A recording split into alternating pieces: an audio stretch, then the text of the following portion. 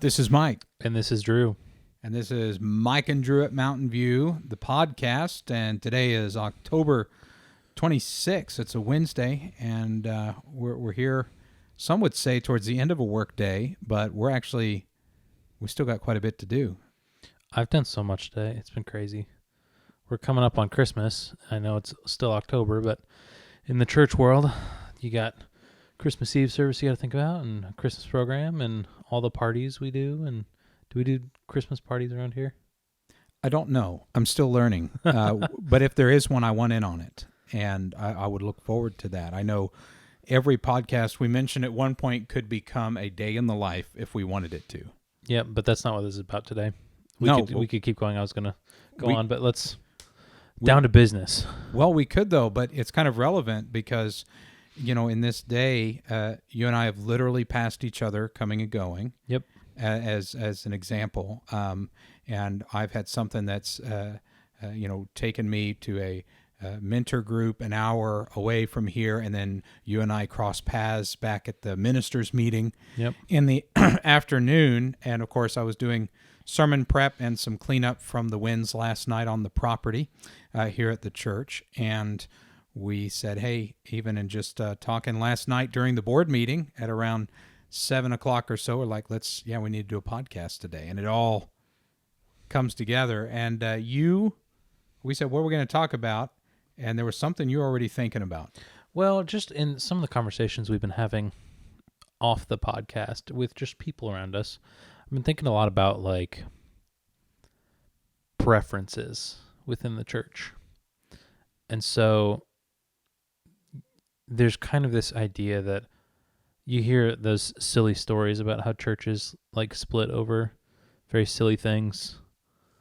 Like I was just reading an article, a church split over which picture of Jesus to hang up in the foyer, or whether or not there should be a clock hung up, or the length of the pastor's beard.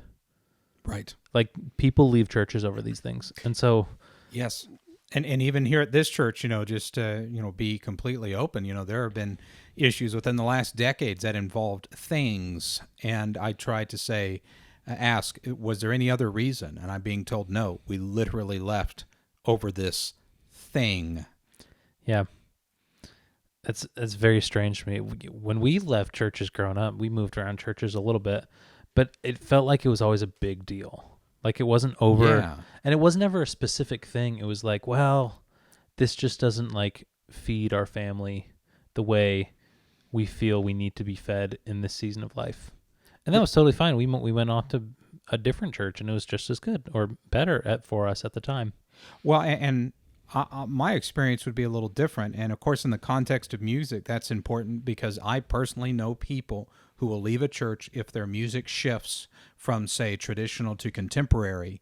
For some people, that's just more than they're able to handle. And growing up, we grew up, for the most part, either following my dad or grandpa's ministry. And so we were dedicated as long as a church, for one example, where my grandpa was at a church, and when he was let go from the church, we stopped going to the church and home church for a while, and then went back to another church that we had been at before that. And so really there was just two main churches I have in my memory growing up, and I watched people leave over silly things, literal items. When I say things, not doctrinal changes, not worship style changes, but I would hear some feedback on preferences, whether it was music, how the youth group should be run. You talked about, appearance of a minister, or what the congregation thought the job description of the minister should be versus what the elders.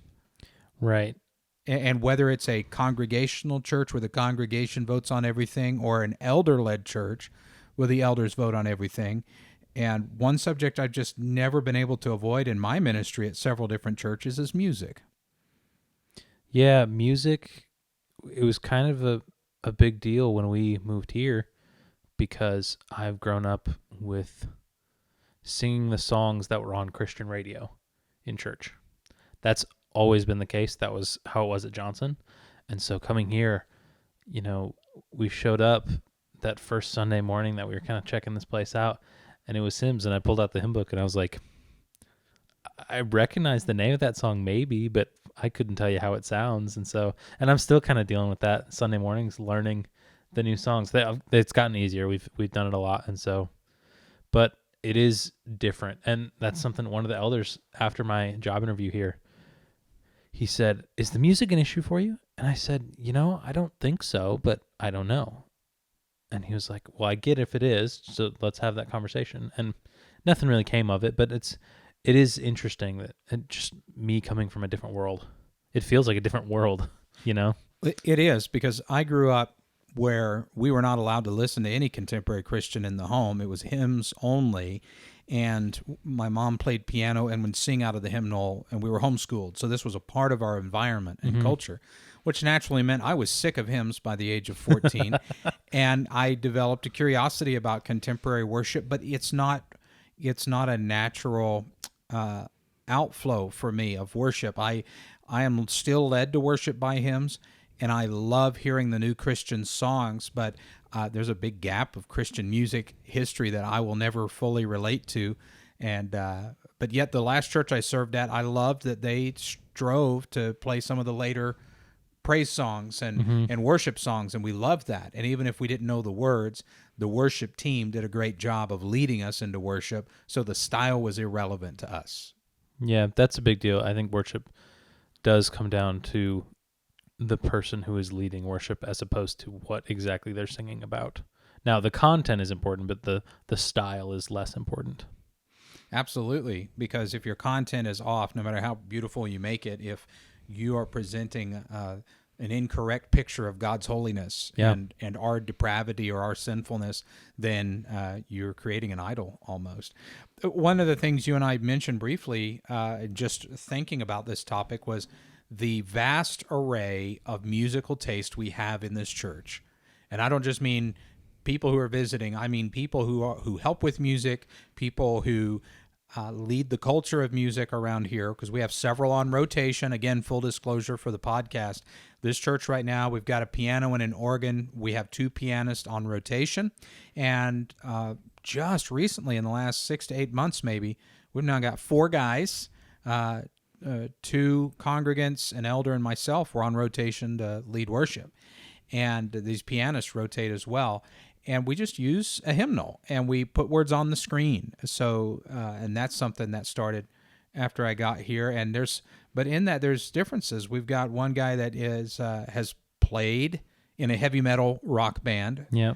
Christian heavy metal rock he's into. We've got another guy that is really into mountain music, and I mean real mountain bluegrass music.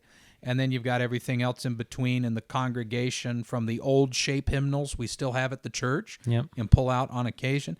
And then we've got your traditional hymnals, and then there's a considerable group that loves the Maranatha style, kind of the 70s and 80s type worship music, right, and everything. And then everywhere else, and is what you hear on the radio and the worship songs that are a little more fresh and relevant to what's going on in the world now. And right now we still use hymns, but I'd say we've got a lot of preferences in this church.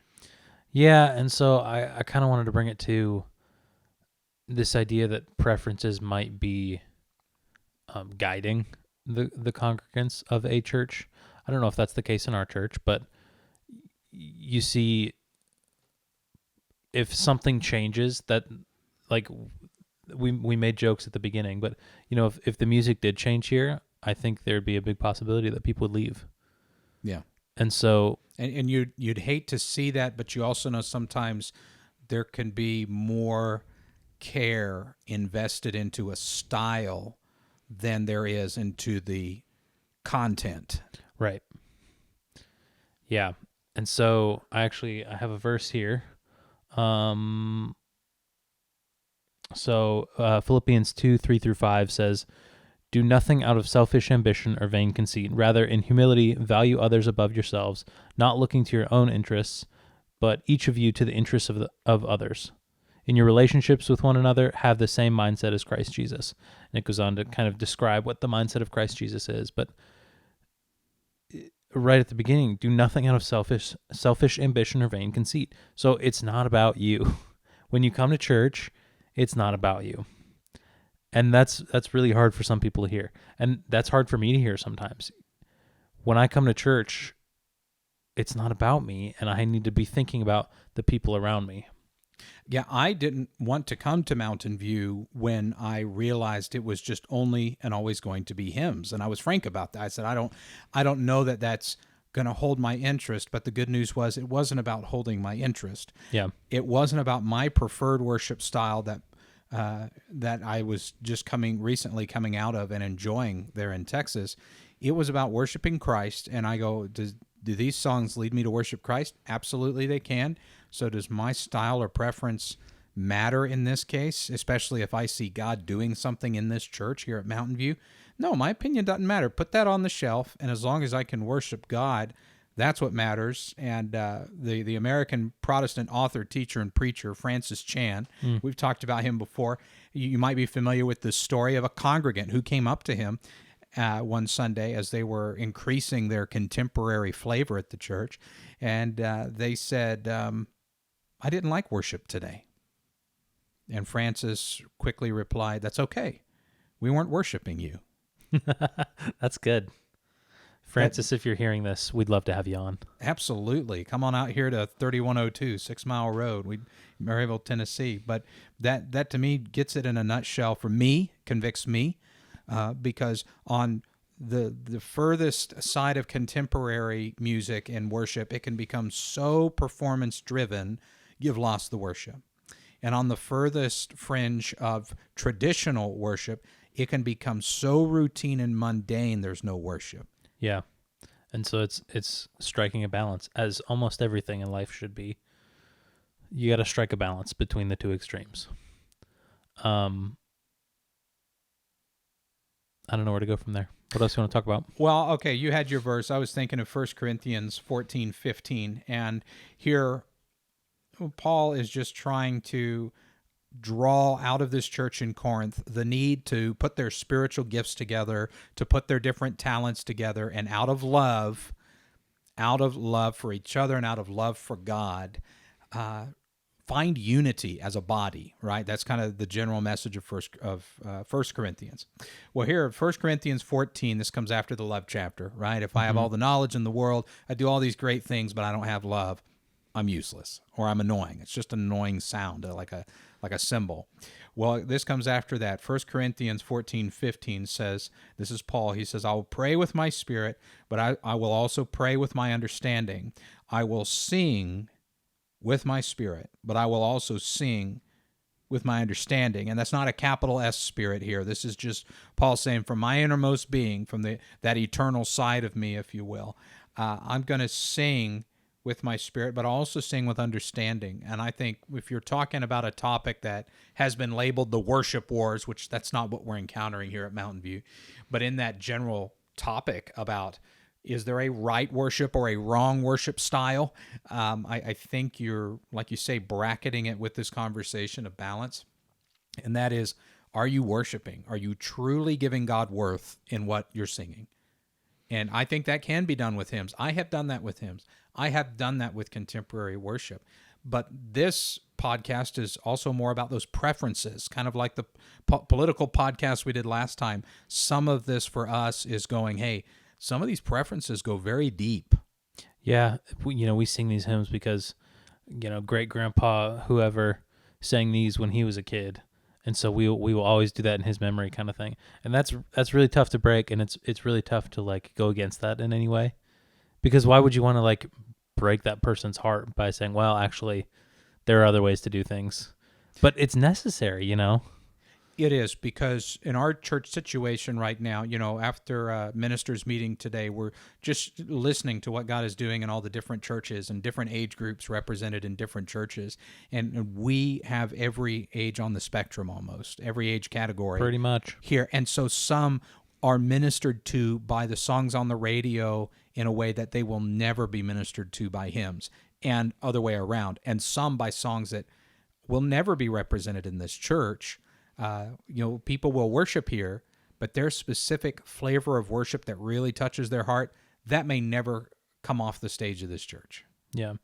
And while that's not necessarily a bad thing, it could limit the kind of ministry that could happen, you know? I think that's the key, as you, at least as a small church, for anybody listening, considering going into small church ministry, you have to do what we do and enter this saying, worship war is not something on our agenda, and we're going to be content with what is here. If there is a need that's voiced, then we as ministers kind of act as a go-between, and we would present a case as needed. But right now, it works. Everybody of all ages worship in this church. I see there's unity in that, so there's no need to reinvent the wheel. And Billy Graham, the late evangelist, in 2006, he made this statement. He said, worship in the truest sense takes place only when our full attention, and that's a key word here, only when our full attention is on God, on His glory, power, majesty, love, and compassion. And I could say at this point, we offer that here at this small church. Yeah, but man, it's hard to get there, you know? Yes, it is. Especially as ministers who we're working on Sunday mornings. Whew. Yeah, talk a little bit more about that, because one of the things that we did here, when I got here, there was a general introduction and kind of a moral story that was shared a little, and it was neat. It was like a little 5 to 8 minute little introduction and lesson, a little virtue snippet, and it was neat. But one of the things I was finding as I listened to the congregation was what you just said. We were all having trouble shifting gears a little bit mentally, emotionally, from the burden of living in the pandemic craziness and all the loss. And it's like we're coming in, and what we need is raw worship. I mean, not just here's a better story to be a better person, although that is needed. What we needed, at least, and still need in this season, is crank up the Bible, crank up the prayer. And so we just open with a reading of Scripture, and that helps. But what else do you think would help lead us into a state of worship? I do not have the answer to that. I can tell you from my experiences personally, I went to Bible college, and therefore we went to chapel, 3 times a week. And even coming off of homework and, all the stress of class and all these different things, and then you go into chapel and you're expected to worship. Not even that you're expected to, but that you should. It's so difficult to get to that point from a mental standpoint, if nothing else, from, stress and just life happening. And so I wonder if we could find a way to, lead in just meditation, just everyone take a few breaths in and out, and let's focus on what we're doing here and focus on God and what He's doing here. I wonder if that'd be beneficial for us Sunday morning. I know I've done that for certain sermon subjects, especially in the Psalms, to say, with me for a minute. I just want you to pause. Just take a deep breath. Hold it for a few seconds. And focus on God. Yeah. Let go. Breathe. Let go. Hit that reset button and focus on God.